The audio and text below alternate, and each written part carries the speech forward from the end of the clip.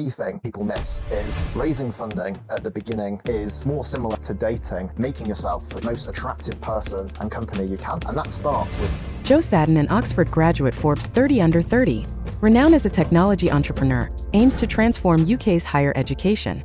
If you got big dreams to build a booming business or get into a top uni, he's here to help you break the information asymmetry. When you get accepted by Oxford, what made you stand out? Students who use our platform have almost a 40% higher chance of getting into a top university and it doubles the chance of getting into Oxbridge. And my piece of advice would be, as a kid who has grown up without a father figure, do you think that made your life significantly harder? I think there's a lot of people nowadays who grow up in single parent families, and hopefully perceptions are changing. Like admitting you're from a single parent family used to be something or a term that was used very pejoratively in the press.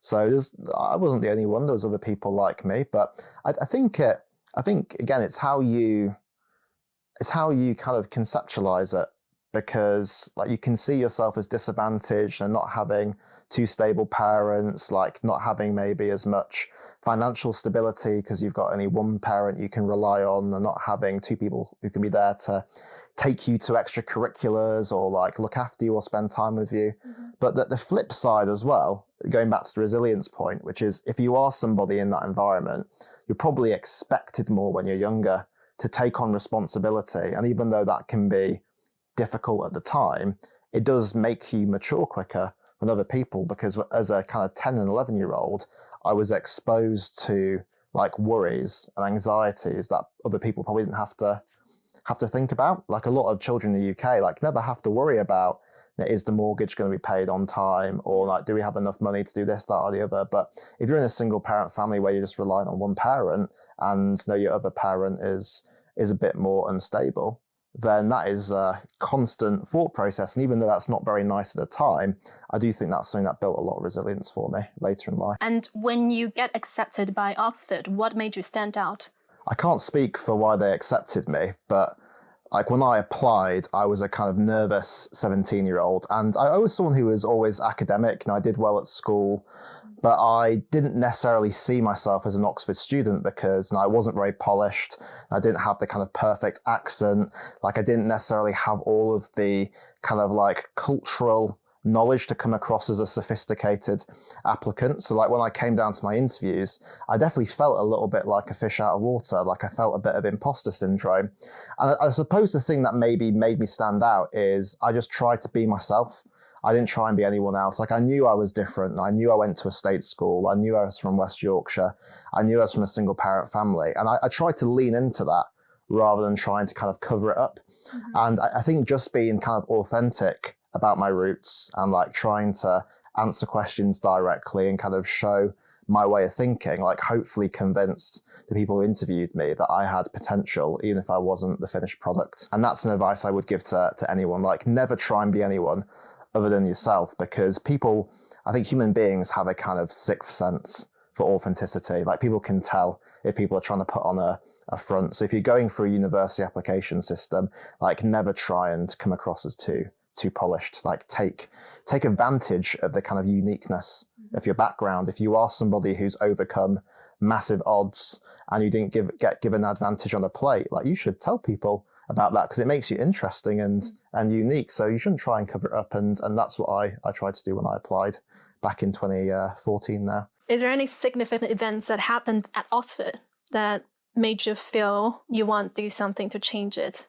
Did you ever feel like you've been treated unfairly? There's some people go into institutions and face discrimination and bias. And for someone like me, I don't think that was the case. The main issue was just a number of different issues and factors which some people would never think about, but for people from a lower income background or more low opportunity area are things you have to think about day in, day out. So to give you an example, at Oxford University, you have to sign a contract when you first start university saying you're not going to do any work part-time, because they want you to be 100% focused on your academic studies.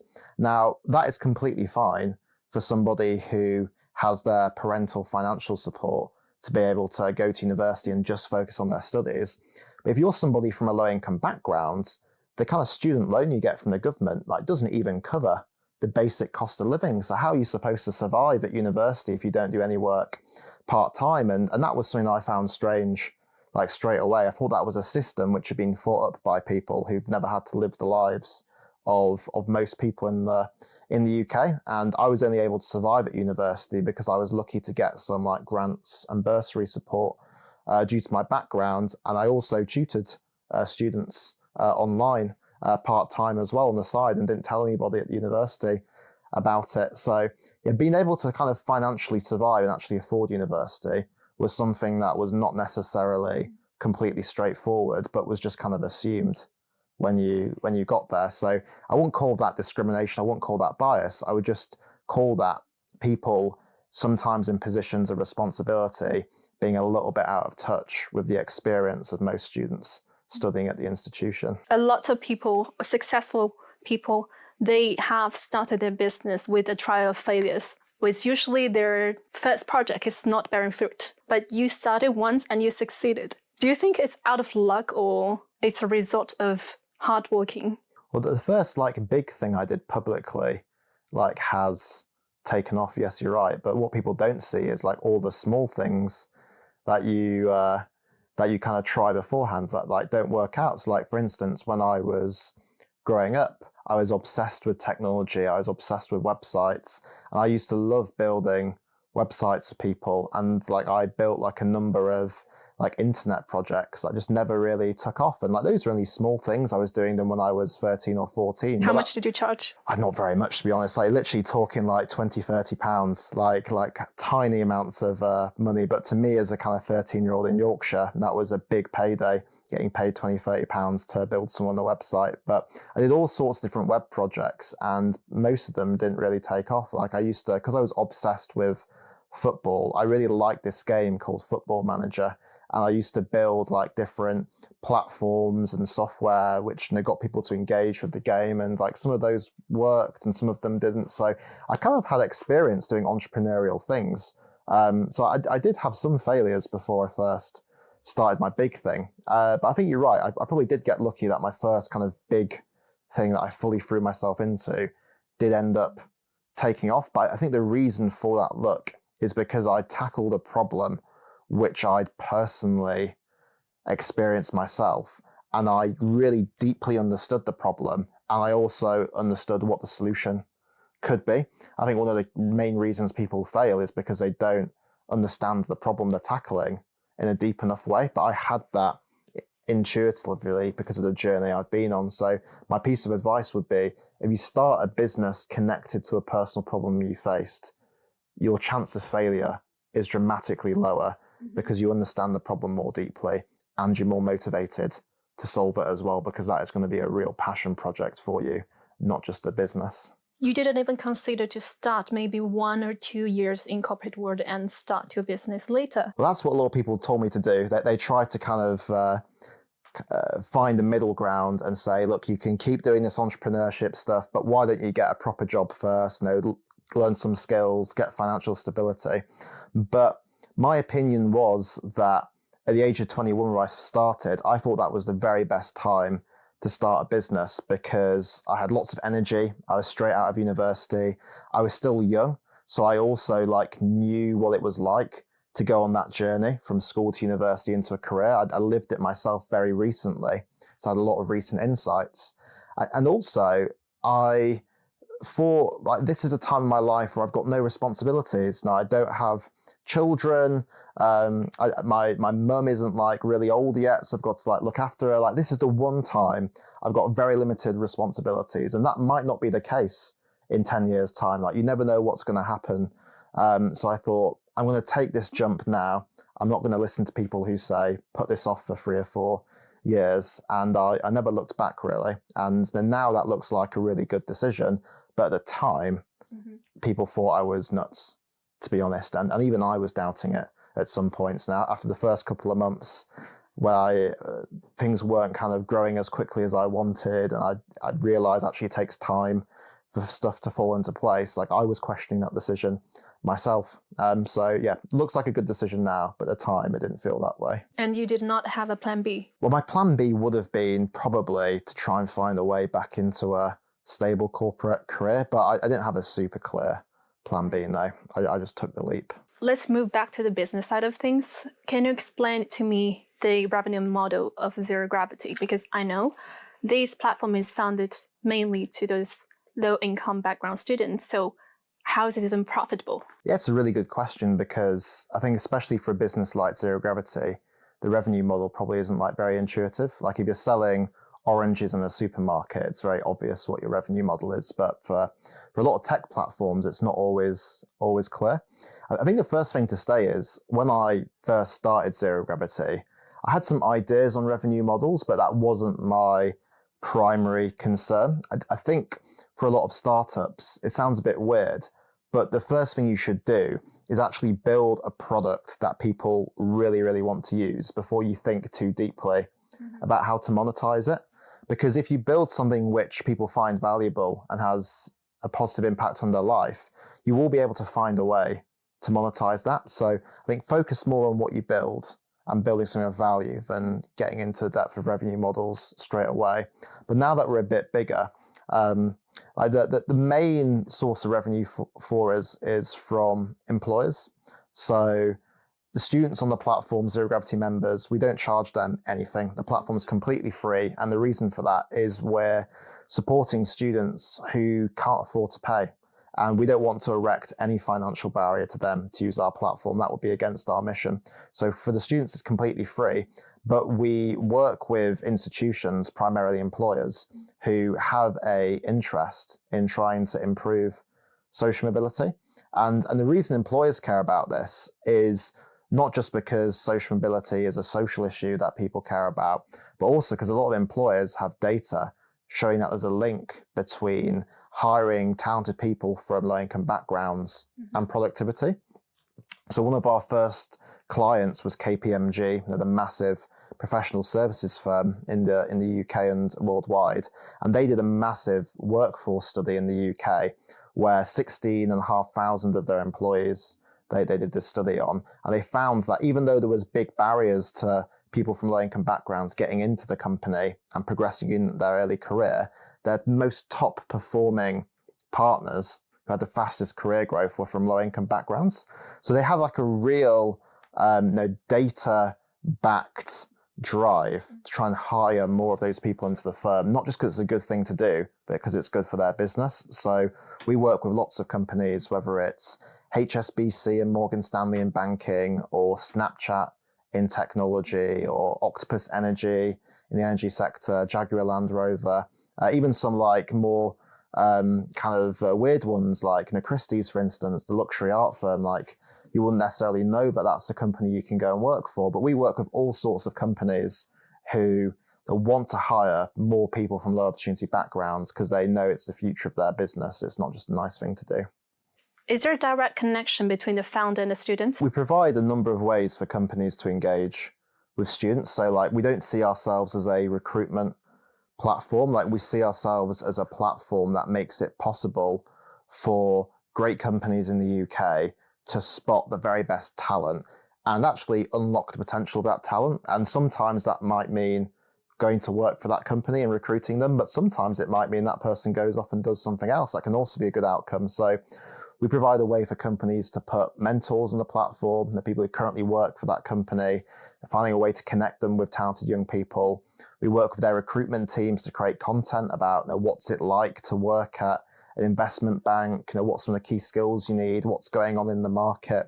And then we also actually put job opportunities in front of students. So rather than students having to find job opportunities, the jobs come to them directly, because a lot of students, especially those from more low opportunity backgrounds, don't know a lot of these opportunities even exist in the first place. And even the ones they do know exist, often they have very outdated or stereotype-based opinions of companies and what they do. So like a lot of students, for instance, don't know that you can work in a career in finance in a beauty company.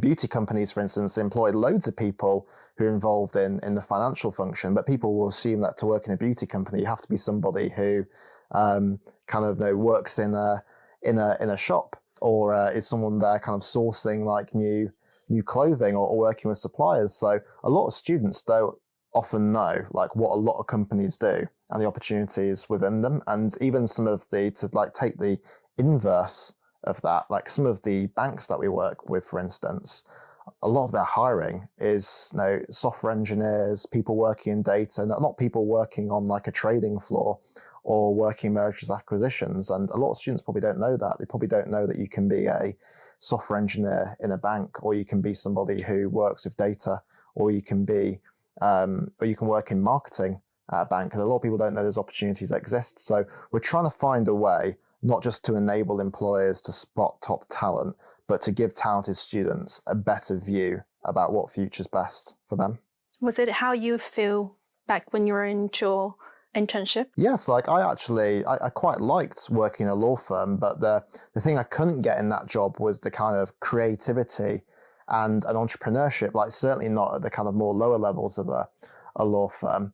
And I knew that was something I needed in my life. So I decided that I wanted to pursue the entrepreneurial passion. So it was a good thing for me to work in that law firm because it allowed me to clarify my thoughts about what I wanted to do. And like I said, I think it's right that students kind of put themselves in positions where they go out their comfort zone and try something new. Because like you never know like what you're not currently seeing and like what you're missing.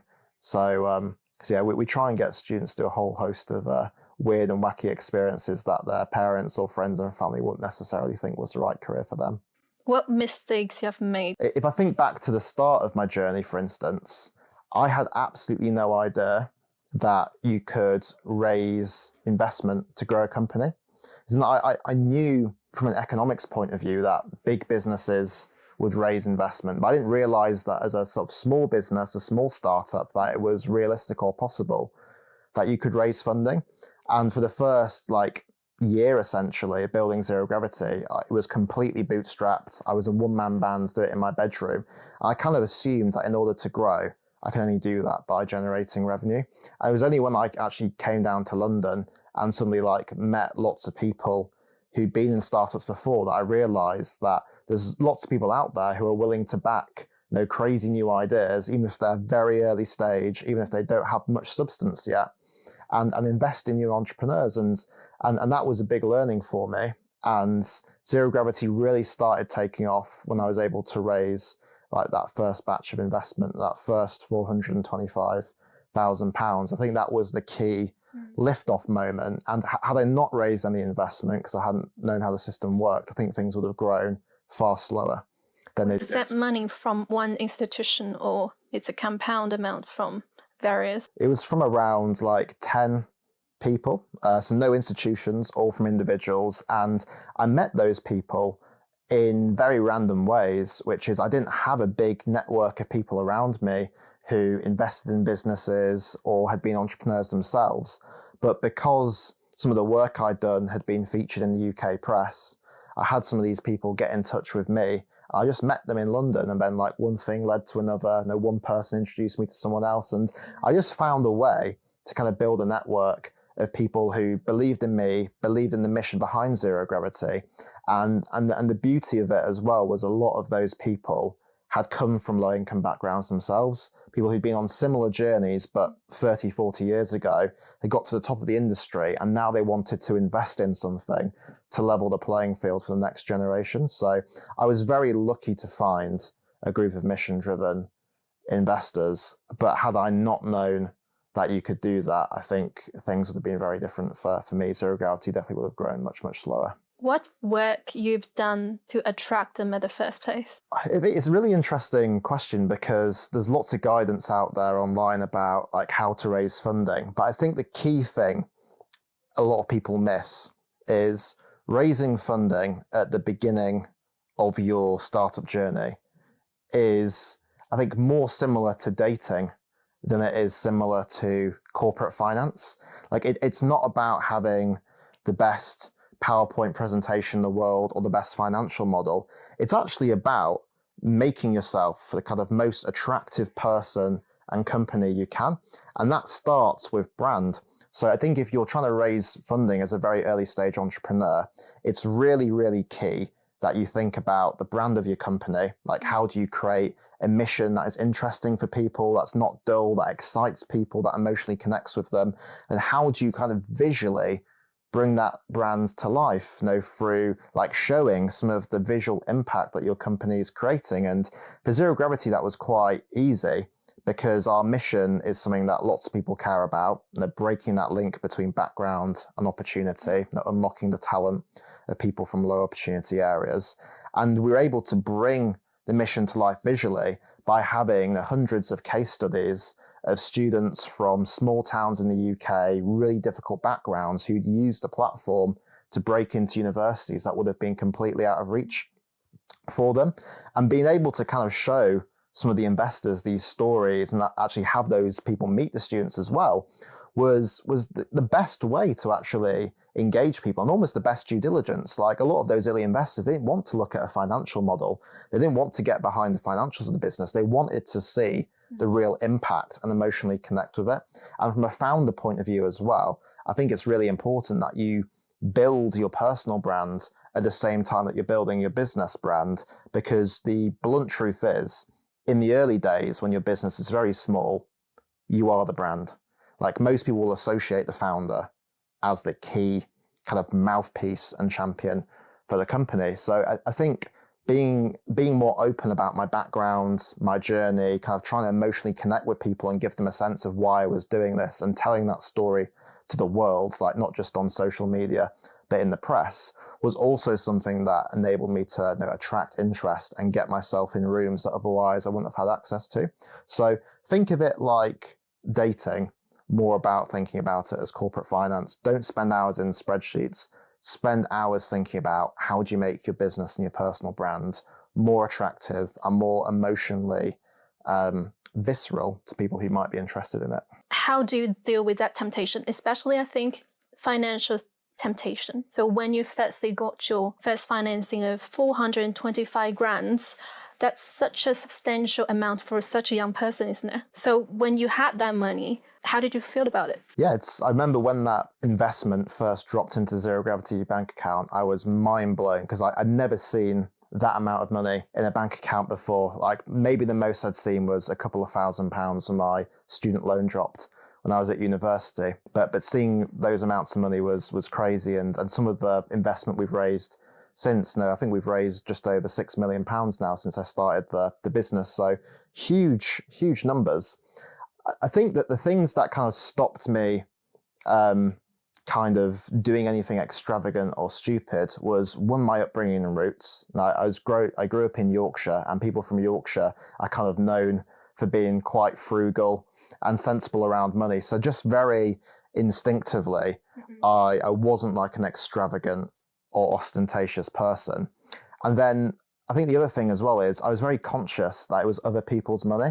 It was other people who'd invested into my business, and I had a responsibility to turn that into something impactful in the long term that would one day pay them back, and some more on top of that. So I kind of felt a responsibility over that money to kind of spend it in the right way. So I was never really tempted to do anything extravagant. And the other thing that I think was really important is, right from the very beginning, I also, this is a bit boring, but I established a kind of board of directors for my company, where I had some of the biggest investors on the board, and every 2 months I would have to report into them and send them a copy of our management accounts, give them an update on the business. And I think getting into that discipline early was also really important, because I knew that I had very sensible, experienced people kind of looking over my shoulder and making sure that I wasn't making any obvious mistakes. I think a lot of founders are very resistant to having other people kind of get involved in their business or provide oversight or constraint. But I actually think it's something that should be appreciated if you can find the right people. Getting the right people around you who can provide a second voice, second opinion, and also a constraint on what you're doing stops you from doing stupid stuff that kills you in the long term. And yeah, I think I was very lucky to have that. And it was something which I didn't always appreciate at the beginning, because it required a lot of preparation, admin work, having to prepare for board meetings and stuff like that. But nowadays, I look back and see that as one of the most important things that we did as a company to protect me as a young founder. How do you deal with all the voices, especially if these voices are coming from the investor? And, like maybe this one want to go to this direction and you want to go there. I think you have to be somebody who's a good listener. It's a really good thing to be able to listen to people, understand their point of view, and use it to get a stronger sense of what's right. But the flip side of that is you have to be someone who's decisive as well, because there'll always be a lot of opinions around the table, and it's right that you listen to them, but you have to be the person who cuts through the fog and gives a decisive view. And that's not always something that people will agree with as well. So I've always tried to take decisions which might not necessarily always be popular, but decisions that I think are right. And I think that's a skill that you have to learn over time, especially when you build a team and start managing people, which is the worst kind of person to be as a people pleaser, because it's impossible to please everyone 100% of the time. And it's not just the wrong thing to do for the company, it's the wrong thing to do for people as well. If you see someone making a mistake, or you have some very clear feedback, or you think the way someone's thinking about a problem or doing something is wrong, I think you've got a responsibility to voice that in the right way, rather than just trying to take the easy route out. So that can be difficult, because when you're growing a team, you almost have to, there's like an invisible barrier where you want to create a culture where people are very friendly towards each other, you socialize, you have fun together. But also you need to be very clear that the people you work with are kind of not your best friends. And you have to be willing to sometimes have difficult conversations and make difficult decisions. And you don't want to be someone who shies away from that, because it will cost you in the long term. I've taken lots of decisions that weren't always the most popular ones at the time, but I believe to be the right ones. I think had I not taken those decisions, Zero Gravity might not even exist today as a company. Is there a particular someone that supported you the most during this entire process? So the very first investor in Zero Gravity was a guy called Bill Westwater, and I met him in a pub in North London, almost completely by chance. He'd read about what I was doing in the press, and he reached out to me, cold email. I had no idea who he was, and we just met for a pint. But he was the very first investor in Zero Gravity and mentored me very closely, especially for the first 3 years when we were in complete startup phase. And I learned a lot from him, and he was willing not just to put his money where his mouth is, but actually put in his time, invest his time to kind of train me as an entrepreneur. And that's why I'm such a big believer in mentorship and surrounding yourself with great people, because I think if I didn't have those sort of people around me, I would have learned much slower than I did. But being able to draw on his experience and see the way he did things enabled me to become a much better founder. And he was the person who was really impactful, important for me in the first couple of years. But I've had a number of other people as well, a lot of investors in the company who've been brilliant towards me, not just in terms of the financial backing, but also backing me with their mentorship. What was the most important thing you learned from him? I think he was an entrepreneur as well. He built a fantastic success story, a company called Xeros that scaled out of a university laboratory onto the UK stock market.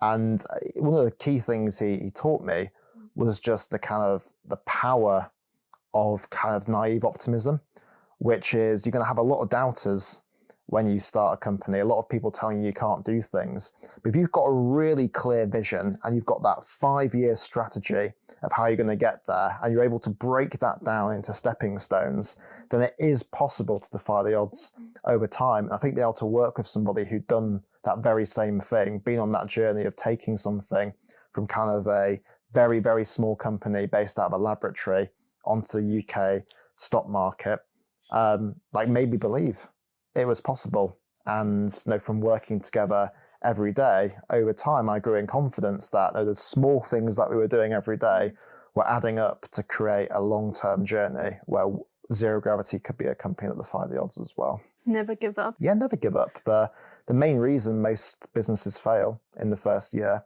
is because people give up. They realize that the idea of being an overnight success is a myth, and actually building a business is much, much harder than a lot of people expect. So I think one of the reasons that I've been able to get zero gravity to this point is I was just slightly crazy, slightly deluded. I had that naive optimism that made me not give up even when the odds were stacked against me.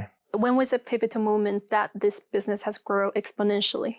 With startups which are reliant on investment, the pivotal moments, to be completely honest, usually are raising funding rounds. So I think raising that £425,000 at the start of 2020 and then £3.5 million at the end of 2021 were very pivotal moments, because that kind of gave me the financial firepower to rapidly accelerate and expand what I was doing. So like fundraising investment is really, really important to get right if you're a business that depends on it. So I think those were very defining moments. As a new tech entrepreneurs, if they're small, what kind of approach they can take to get their first financing? I think, as I mentioned earlier, before you start to like reach out to people, focus on making your company and yourself attractive. So think deeply about your brand, your business brands, and your personal brand. But once you've done that, start thinking about actually how to market yourself. Like go to the networking events, reach out to interesting people in your industry, and put yourself out there, because investment is not going to flow to you by magic. Like you have to do the right things to get people to come into your orbit. And that is a mixture of brand and then marketing. So yeah, that's the order I would suggest to people. Yeah, you attract and then put yourself in environments where there's people there who are going to be attracted to what you're doing. So if you've built a great personal brand on LinkedIn and you've built a great company brand which has lots of users celebrating their success and PR, start putting yourself in environments where investors are, and events, conferences, reaching out to people on LinkedIn is a perfect way to do that. And is there a significant change of your lifestyle before and after? Probably the key changes is like when I first moved to London when I was 21, I was completely broke. So I was a student straight out of university. I started Zero Gravity with the last 200 quid of my student loan, but I literally had no money whatsoever. And I remember my first couple of months in London, I literally would eat pasta every single day because I couldn't afford to eat anything else, because as people know, when you get your first flat in London, you have to like pay your deposit and then pay your rent at the same time. And it was thousands of pounds to live in London. And I didn't have that money in my bank account. So the first couple of months in London were like really, really hard. I was completely broke. And that's not the same like nowadays. Like now I'm more comfortable as Zero Gravity's grown. But if you're an entrepreneur starting up from a more low opportunity backgrounds, the kind of financial risks that you take and the financial anxiety beginning your journey are really, really difficult and create an additional barrier to taking off. So that's probably been a bit of a change. I think the other change is actually having a team of people. Like the early days, it was just me by myself as a one-man band. So I did everything from writing the social media posts, creating and coding the platform, the branding, speaking to investors, thinking of the strategy. And nowadays, we've got a team of 26 people who are specialists in a certain area. And like, I don't really do much of the executional stuff anymore. Like I don't write any of the code on the platform. I don't write any of the social media posts. I don't design any of the kind of graphics that you see on the platform or the website. So like my job nowadays has changed, where it's more about strategy, like making sure we're going in the right direction, making the right big decisions.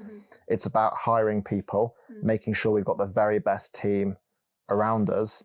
And it's also about culture as well, like building an organization that people really enjoy working for, where people are on the same page with the same values. They understand what's important for their own career and what's important for the business. And you bring those things together, and like culture is quite an intangible thing. I know lots of businesses talk about it nowadays and sort of use a lot of fluffy language, but I think it's really important because that is the kind of make or break for any early stage business. Like you have to be a company that is able to attract the very best people and get the best out of them. And you can't do that without having an incredible culture. So those are the things I spend a lot of time on now. strategy, hiring, culture. I suppose that the fourth one as well would be kind of opening doors and championing the brand. Getting into rooms that are difficult to get into, getting more opportunities for the company, shouting about what we're doing online and like drawing more attention. So like trying to create that flywheel that makes everyone else's job easier and creates opportunities they wouldn't necessarily be able to source directly themselves. Like that is a kind of fourth thing that I spend time on as well. So that is a very, very different existence and life to what my life was like when I first started. Because when I first started, I was just by myself in my bedroom, typing away on the keyboard all day. And nowadays, my life is like very meeting heavy, very travel heavy. It's more about coordinating, influencing, persuading people than it is about necessarily sitting down and getting stuff done directly, completely individually by myself. So what do you think makes yourself and your company indispensable? From a student's point of view, I think zero gravity hopefully can be the game changer in their life.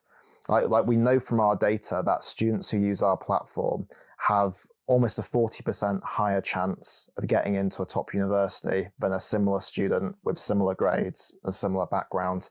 And when you look at like Oxbridge, for instance, zero gravity almost 2x's and it doubles the chance of a student getting into Oxbridge. And with some of the employers we work with, also the platform dramatically changes your chances of getting in. So I think that's not kind of like a small impact, that's not incremental, that can be game changing, because getting someone into a university they couldn't otherwise access and getting them into a career that seems out of reach, like that is a trajectory defining, life changing experience. So I think from a student's point of view, hopefully we're building something that you don't just use at one point in time and as a one-off, but it's the kind of app that unlocks your potential in one of the most important periods of your life, which is coming out of school into your next stage. So that's how we try and be indispensable to students, by giving them the very best chance of breaking into opportunities they wouldn't otherwise have access to.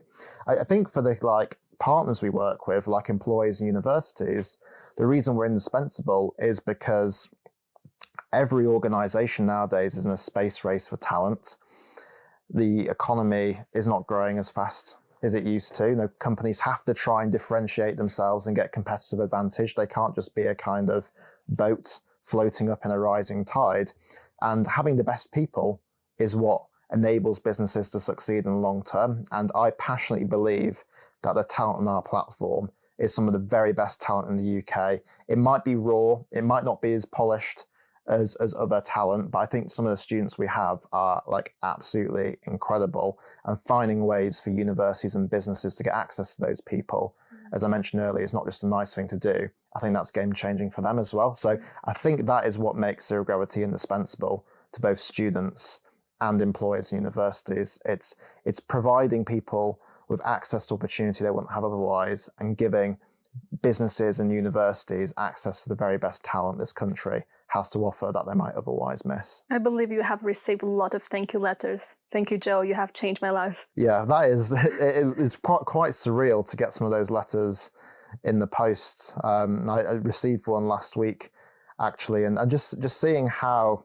connected some people are with the brand is just really, really powerful. And the reason I think it's so exciting is because those people's success isn't just great for them individually. It also changes perceptions in their family, in their school, in their local area about what's possible. So I love seeing those success stories, because I think it just changes the culture about what's possible. And from a personal point of view as well, there's no better motivation than having people who've used your product feel so passionately about it that they want to write something. Is there any student that benefited from your platform became your employees? Yeah, so we've got a student called Steph, who is starting as a software engineer at Zero Gravity in July, so it's 2 months now.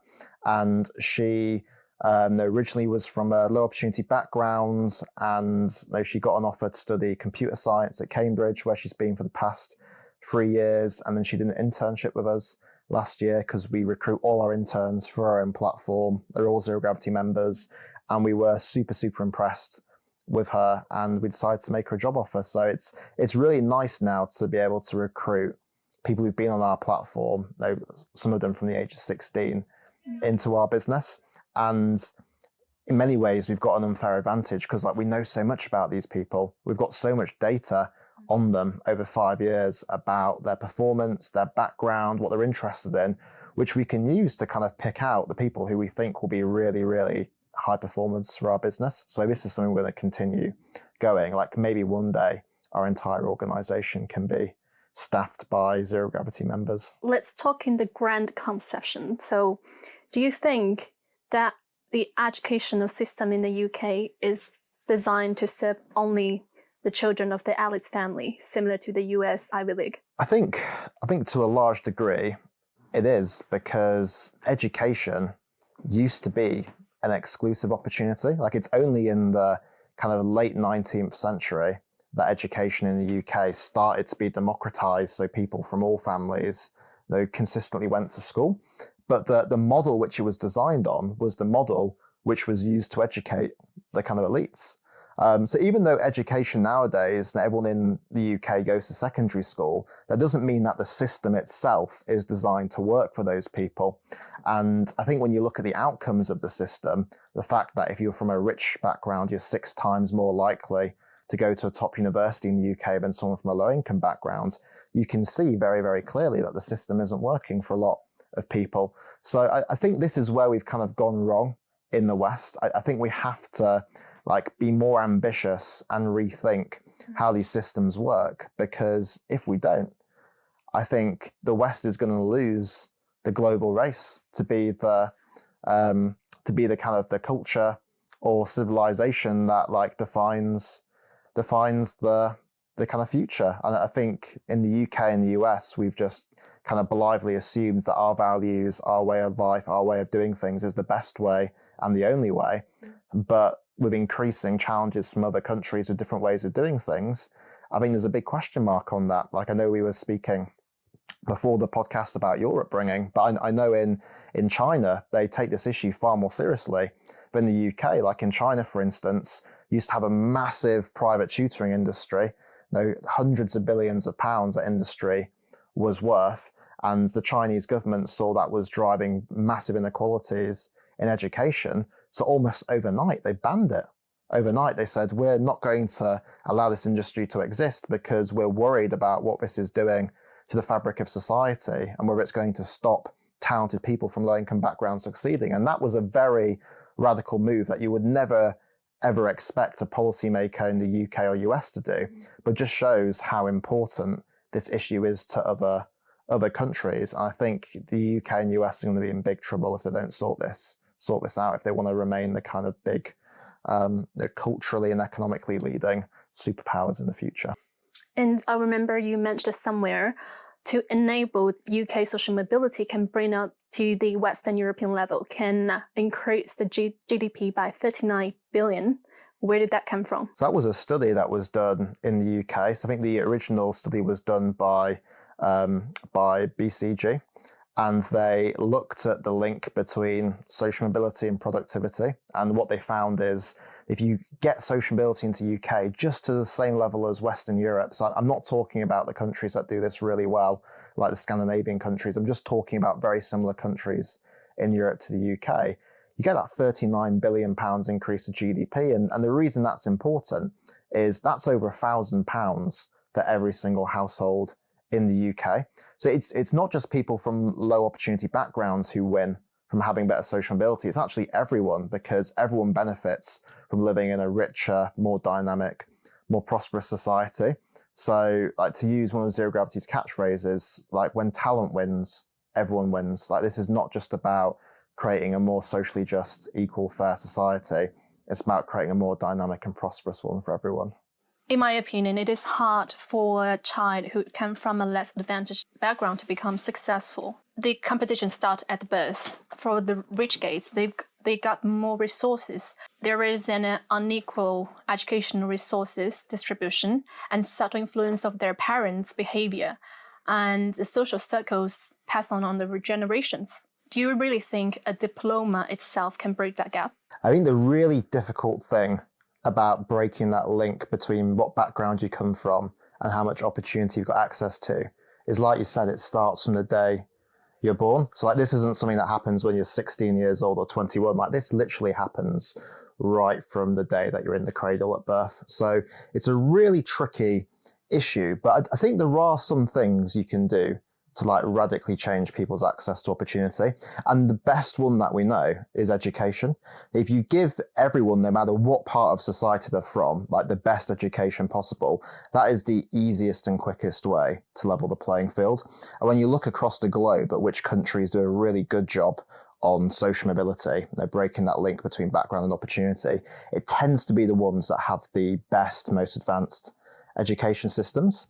And the UK, for instance, has done a good job of social mobility. If you look back at where we are today versus 100 years ago, 100 years ago in the UK, it would have been impossible for someone like me to go to Oxford University. In 1924, so 100 years ago, only around 9% of students at Oxford attended like state-funded schools in the UK. And very few of those people would have been like northerners from a kind of single parent background in the sort of town I grew up in. So things have definitely changed. But I think when we look at the last kind of 20 or 30 years, there's kind of been a stagnation in the amount of progress in the West, at least, in terms of breaking that link between background and opportunity. So I think we kind of need to recapture some of our kind of ambition and energy to do something about this, because between 1920 and 1950, there was so much social change in this area in countries like the UK and US, but there's been very little change in the past 30 years.